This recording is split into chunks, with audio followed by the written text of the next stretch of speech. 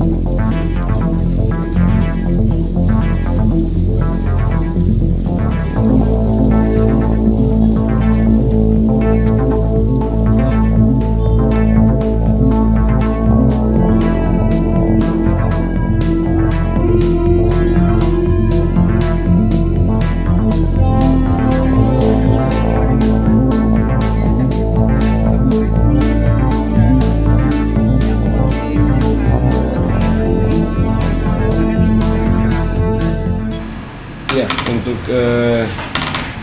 miras yang dilakukan pemusnahan pada tahun 2021, ada sebanyak kurang lebih 9.800 sekian liter yang dilakukan di beberapa kecamatan. Yang terbanyak itu di Kecamatan Amahai, Kecamatan Pasanea, dan Kecamatan Elpa Putih,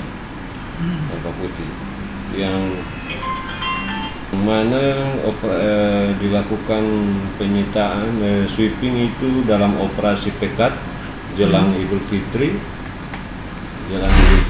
dan operasi antik jelang